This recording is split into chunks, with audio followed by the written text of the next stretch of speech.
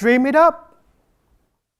Dream something bigger than I did. That's what my grandpa always told me when I was small. Grandpa was born in the late 1920s when Vietnam was still a French colony. Life was tough. Starvation was a constant fear. Growing up, all my grandpa could dream of was survival. My father was born just a year before the French finally left Vietnam. For the first time, Vietnamese believed that peace and independence could be possible.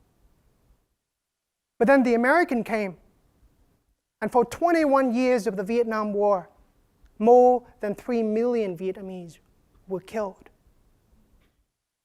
Like Grandpa, my father dreamed of survival.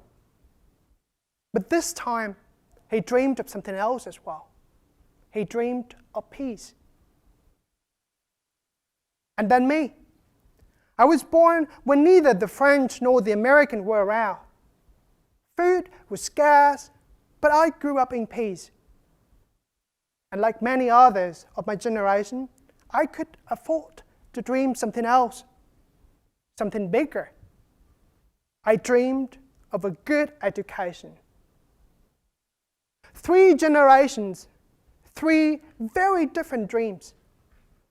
To many people, it is a generational gap. To me, it is a dream gap.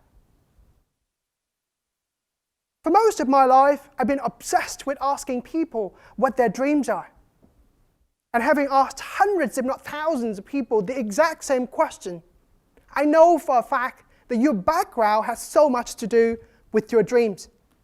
In fact, your background can dictate your dreams. In other words, the time you're born, the place you grow up in, the family you come from can determine what your dreams are, can determine where your starting point in life is. Which explains why more than 20 million people today are still at risk of starvation, still dream of their next meal every single day. Which explains why millions of people in countries such as Syria and Yemen still dream of peace. Which also explains why millions of kids still dream of going to school. So many years have passed, but at different places, in different circumstances, millions of these people still have the same dreams as 3 generations of my family had years ago. The dream gap. But my talk today is less about why the dream gap, but what we can do about it.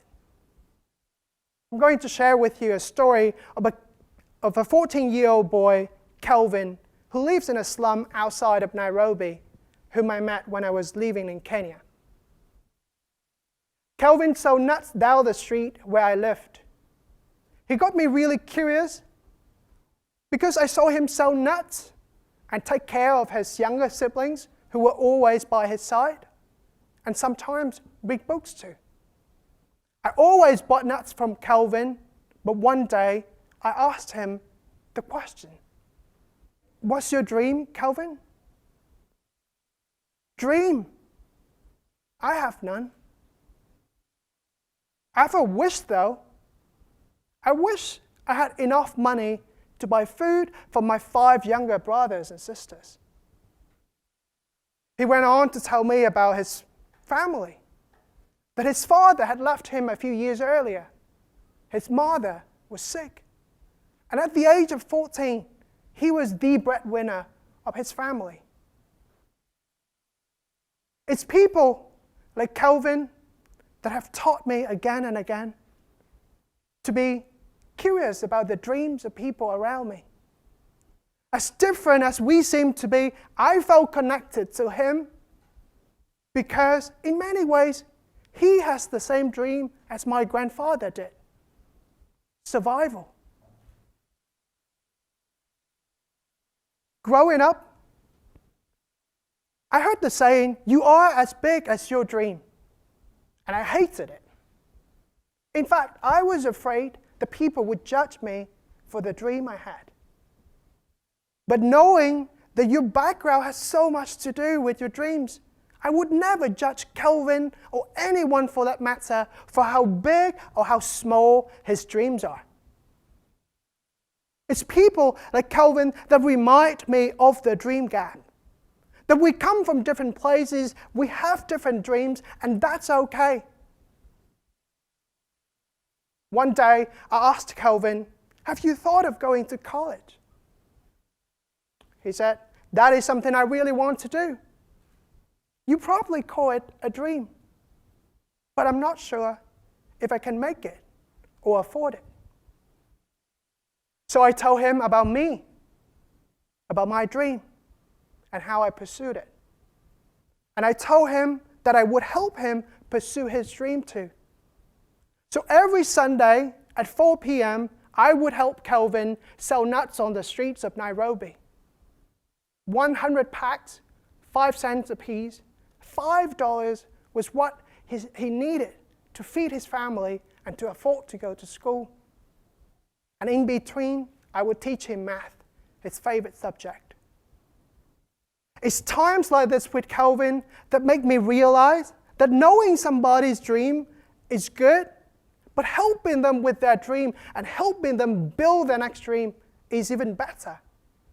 And helping isn't necessarily about giving money, but it's about giving them support, giving them a little push. The day I left Nairobi for Stanford, it was a Sunday. I told Kelvin, "It's my last day selling nuts with you. I'm leaving tomorrow." He was surprised. "Why are you leaving?" I told him, "Remember my dream? Good education? I'm still pursuing it. I'm pursuing mine, and you gotta pursue yours too."